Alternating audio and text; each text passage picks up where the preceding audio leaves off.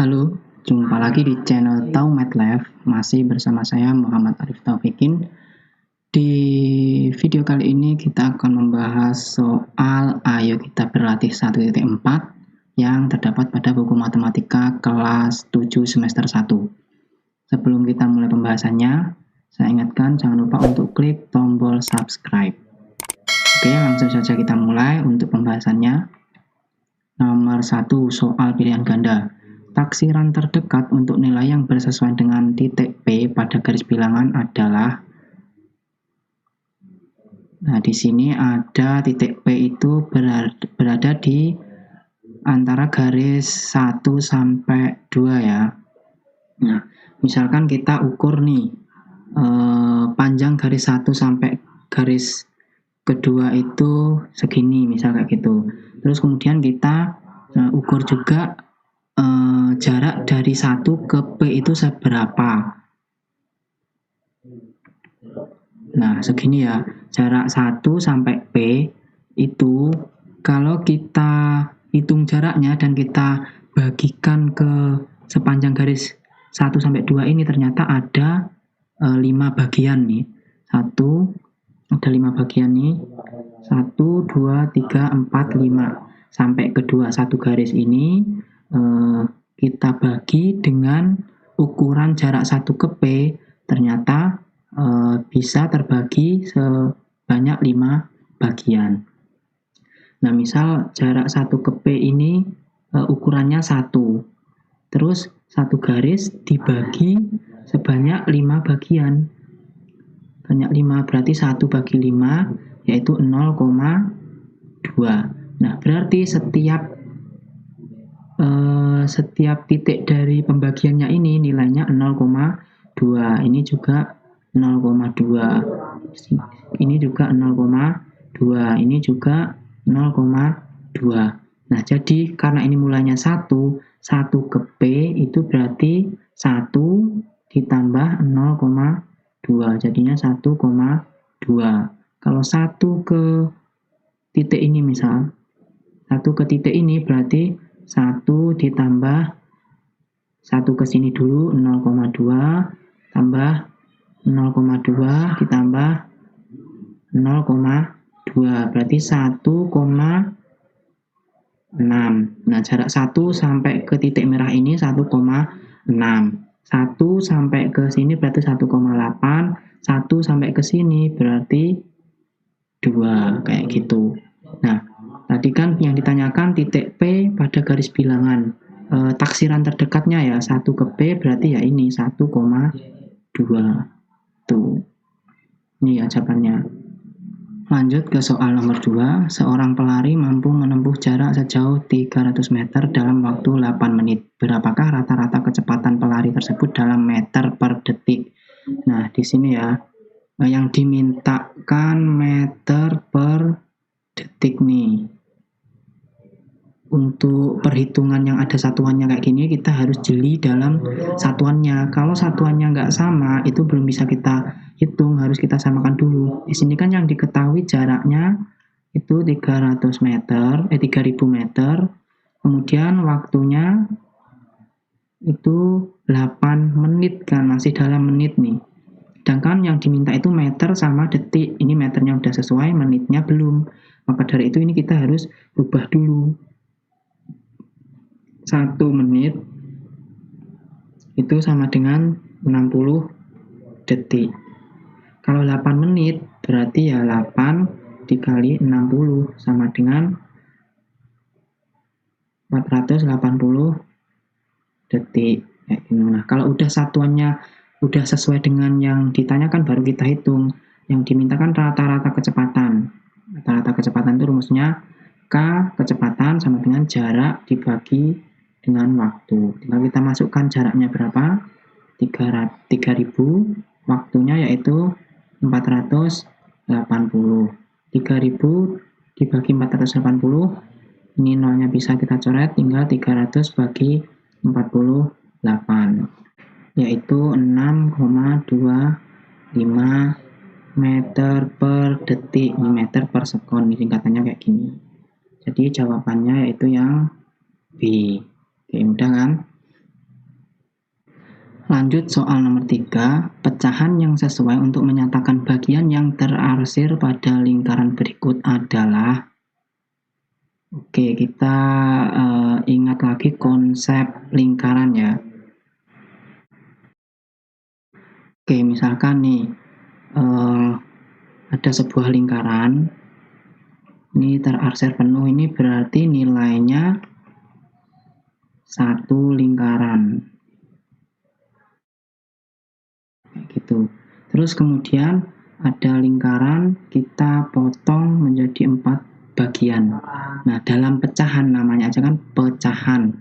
Berarti lingkaran yang utuh ini kita pecah atau kita bagi-bagi ke menjadi beberapa bagian kayak gitu. Nah, cara membaginya itu harus sama rata atau sama besar kayak gitu. Kalau lingkaran dibagi menjadi 4 iris ya 4 bagian ya berarti baginya seperti ini harus sama besar. Kalau beda itu berarti nggak bisa, itu namanya nggak adil kayak gitu. Nah, dalam pecahan cara membaginya atau cara mengirisnya itu harus sama besar. Nah, misal satu lingkaran penuh ini tadi, terus kemudian diiris menjadi 4 bagian. Nah, saya mengambil yang bagian ini doang. Nah, yang diarsir ini, itu artinya, nah ini yang tak ambil kan satu. Satu dari berapa iris? Dari 4 iris. Nah, berarti yang saya arsir ini artinya pecahannya yaitu 1/4. 1 dari 4 irisan gitu. Kayak gitu. Nah, yang atas kalau dalam pecahan ini namanya pembilang. Kalau yang bawah namanya penyebut. Ya, dalam pecahan ini harus diingat. Pokoknya tinggal dalam pecahan tuh yang atas yang diarsir berapa per potongannya ada berapa kayak gitu. Kalau disuruh kalau disuruh menulis suatu gambar dalam bentuk pecahan gitu untuk menyatakan pecahan seperti itu. Terus misal nih, kalau yang saya ambil 2 bagian ini, berarti artinya ini berapa pecahannya? Yang saya ambil kan 2. 2 dari berapa potong? Dari 1, 2, 3, 4. Dari 4 potong, berarti pecahannya senilai dengan 2/4. Atau bisa dijernalkan jadi 1/2 setengah. Nah, segini ini setengahnya lingkaran ini ya kan, kayak gitu. Terus kalau yang saya ambil 3 ini, berarti artinya ini pecahannya berapa kalau ditulis dalam bentuk pecahan? Yang saya ambil ini ya, berarti karena saya ngambil 3 dari berapa potong? Dari 4. Nah, segini itu berarti 3/4. Nah, terus kita balik ke soalnya. Kalau gambar seperti ini tuh berarti pecahannya berapa? Nah, ini kan belum, kalau dikatakan 3/4 kan belum. Kalau 3/4 kan sampai sini kan yang harus diarsir. Harusnya tuh sampai sini. Tapi ini masih kurang. Kayak gitu. Berarti kira-kira ini nilainya berapa? Kalau 0 dan 1/4. 1/4 kan berarti segini. Cuma ini doang yang diarsir. Berarti ini bukan. Kalau 1/4 sampai setengah, berarti dari sini 1/4 sampai setengah. Sampai sini. Padahal ini masih ada di sini. Berarti ini juga bukan. Terus kemudian kalau dari setengah sampai 3/4, berarti dari sini sampai ke sini. Masuk nggak nih berarti? Dari sini sampai sini. Arsiran ini nilainya itu antara setengah sampai 3/4. Nah, masuk. Berarti yang jawabannya itu yang C, kayak gitu. Lanjut soal nomor 4. Air sebanyak 400 liter dapat dituangkan ke botol berukuran 250 ml. Paling sedikit adalah berapa botol? Nah, ini airnya itu banyaknya 400 liter. Kemudian mau dituangkan ke botol yang ukurannya itu 250 ml. Itu nanti akan butuh berapa botol kayak gitu kan. Nah, di sini ingat lagi nih, satuannya 400 liter, yang ini 250 ml. Nah, belum sama kan, harus disamakan dulu antara liter sama mililiter. Ini masuk ke satuan volume atau kubik ya. Saya perlihatkan satuan kubik dalam bentuk tangganya. Nah, seperti ini ya tangga satuan volumenya ini. Yang ini untuk satuan kilometer kubik sampai milimeter kubik. Nah, di sini itu ada persamaan bahwa nilai meter kubik itu sama dengan kiloliter. Desimeter kubik itu sama dengan liter. Ini tadi meter kubik sama dengan kiloliter, sedangkan desimeter kubik itu sama dengan liter, sentimeter kubik itu sama dengan mililiter, atau ini juga sama dengan 1 cc. Kayak gitu. Soalnya nanti ada di dalam soal itu dicampur-campur nih, misal 400 liter, terus kemudian mililiternya ini diganti dengan sentimeter, kayak gitu. Nah, nanti kalian harus ubah ke salah satu, apakah ke meternya atau ke liternya, kayak gitu. Kalau ke meter kubik ini setiap turun satu kali tangga itu dikali 1000. Kelipatan 1000 ya, nanti kalau 2 tangga berarti 1 juta, kayak gitu. Tinggal nambahin nolnya ini, ngelipatin nolnya. Tapi kalau naik itu dibagi 1000 gitu. Kalau sedangkan tangga satuan liter itu setiap turun satu tangga itu dikali 10, kalau naik itu dibagi 10. Nah, sekarang kita ubah dulu nih, liter kita jadikan ke mililiter.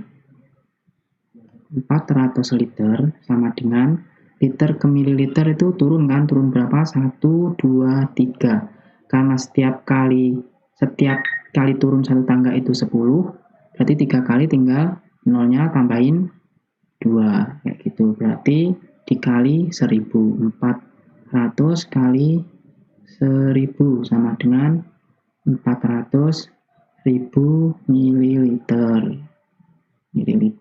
Ini. Nah, karena satuannya udah sama, tinggal kita operasikan nih, banyak botol.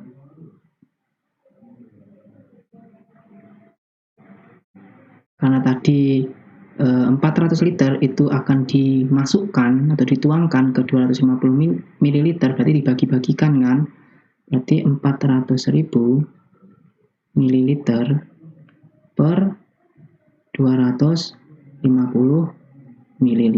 Karena satuannya udah sama, ini bisa kita hitung nih, nolnya bisa kita coret, sama dengan